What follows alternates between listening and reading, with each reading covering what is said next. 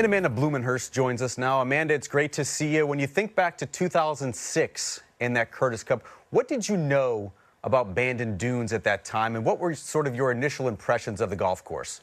Well, we were so fortunate to get to play it a bunch in preparation. So we walked the golf course over and over again. It is honestly I would say it could be my favorite golf course stateside.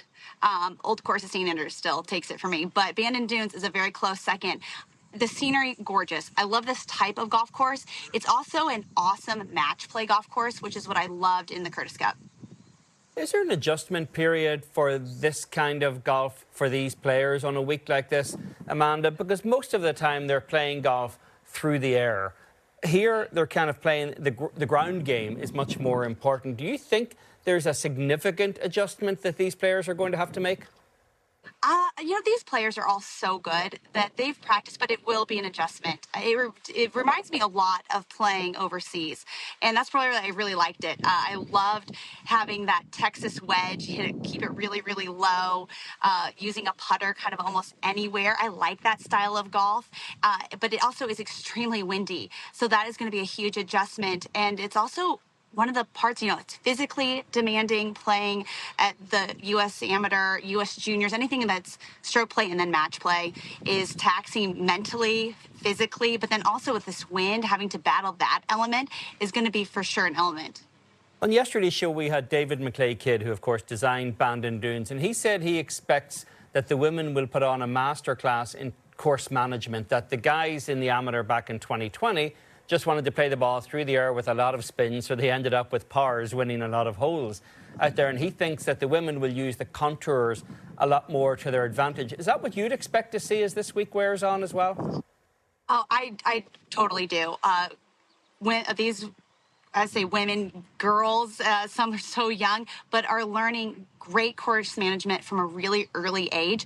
And because just don't hit it as far as the men, they're having to be more strategic out there. They're having to kind of think through it. They can't just crush it off the tee and then try to fly a 3-wood to get to the green in 2. Some of the holes they will be able to do that and play a little bit higher risk, high reward, but it will be strategic out there, and it's going to be really, really fun for the viewer to watch as well and see what kind of strategy these players use, especially in match play.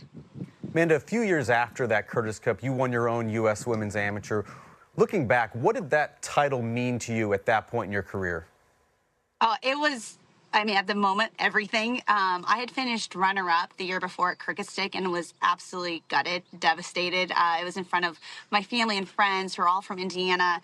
And so to come back and win the following year, it was redemption a little bit, but it just made that win even sweeter. And it's so difficult to win U.S. Amateurs, U.S. Juniors, because of just the format and how grueling it is. And having to play so, what feels like almost perfect, but you also have to get a little lucky too. You have to maybe not play against somebody who's just playing their A+ game as well.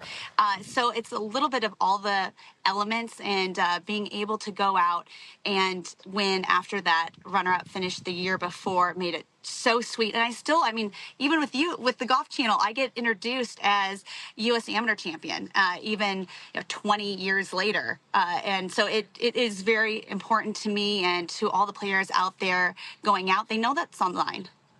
The last back-to-back winner we had of the U.S. Women's Amateur, Amanda, was Danielle Kang. That was back in 2010, 2011. Rhian Malixi's trying to join that list this week. She played very well in the first round. She's tied for the lead in the stroke play qualification process.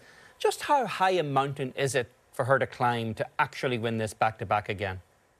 Well, just kind of what I said, it's so difficult because you have to also get a little lucky. But also for her, having had those injuries last year, early this year, took her out of the Augusta National Women's Amateur, and she was one of the favorites out there. I'm glad that she's playing healthy, that she is in the top of the leaderboard. She's one of my favorites, though, to win. It's not just because she's a Duke Blue Devil. I definitely will give her a little added points for that. But she is an incredible player. It is a long road, though. Amanda, with the rise in stature for tournaments like the Augusta National Women's Amateur or the NCAA Championships, where do you think now that the U.S. Women's Amateur sort of fits in the hierarchy of marquee events for women's golf? I mean, probably I'm a little biased, but I would say it's number one for sure. I'll say that until the cows come home. Augusta National Women's Amateur, though, wasn't around, when we were playing, and I really wish it was. It's definitely getting up there, NCAAs, now that it's televised, now that it's a match play event, now that these collegiate players are so good, it's also climbing in importance and stature for that individual win. But still, got to give it to the U.S. Amateur. Well, Amanda, I know you'll be watching when our coverage begins on Golf Channel on Wednesday. Appreciate this trip down memory lane. Talk to you down the road. Anytime.